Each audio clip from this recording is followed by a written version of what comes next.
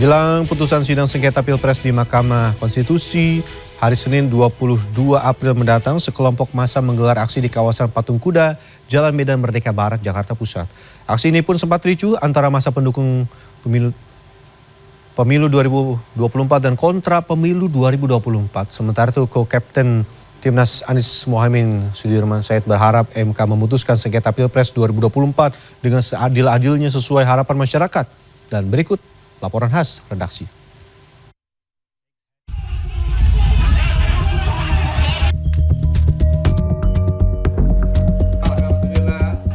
Jelang putusan sidang sengketa Pilpres di Mahkamah Konstitusi pada hari Senin 22 April mendatang, sekelompok massa menggelar aksi di kawasan Patung Kuda, Jalan Medan Merdeka Barat, Jakarta Pusat pada Jumat.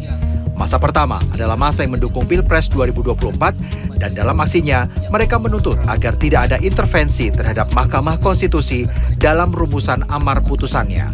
Massa juga meminta masyarakat menerima hasil Pilpres 2024 yang sudah terlaksana dengan baik.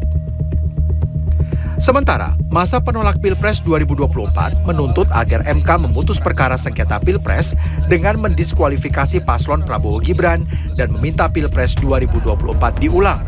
Menurut massa, Pilpres 2024 berlangsung penuh kecurangan karena meloloskan Gibran Rakabuming Raka sebagai cawapres Prabowo Subianto.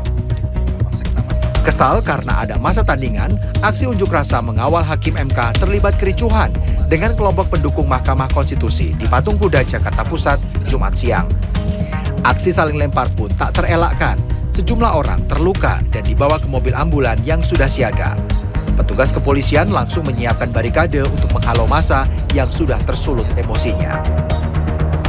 Situasi masih amat kondusif, semua personil TNI Polri semuanya masih bersiaga untuk mengantisipasi dan sampai terjadinya gesekan antara kedua massa.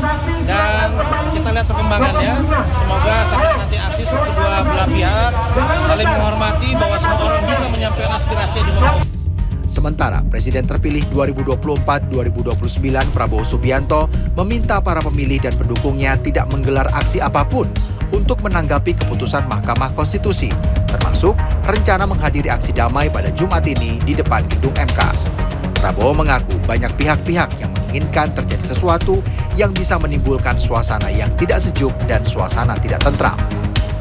Saudara sekalian, saya Prabowo Subianto meminta dengan sungguh-sungguh kepada seluruh masyarakat Indonesia, khususnya 96,2 juta rakyat Indonesia yang telah memilih pasangan Prabowo Gibran untuk tidak melakukan aksi apapun di depan gedung Mahkamah Konstitusi ataupun di tempat-tempat lain, apalagi di jalanan, demi menjaga kesejukan demokrasi.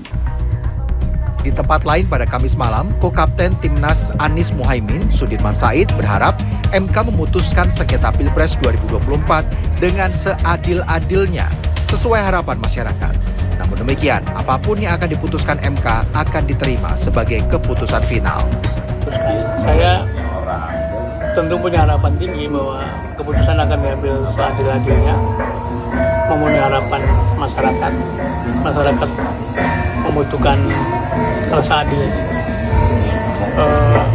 Tapi saya menduga bahwa apapun keputusannya itu kelihatannya MK akan memberikan catatan-catatan penting dalam penyelenggaraan pemilu ini. Di sisi lain, Lembaga Survei Indonesia merilis survei tingkat kepercayaan publik terhadap lembaga negara usai pemilihan umum 2024.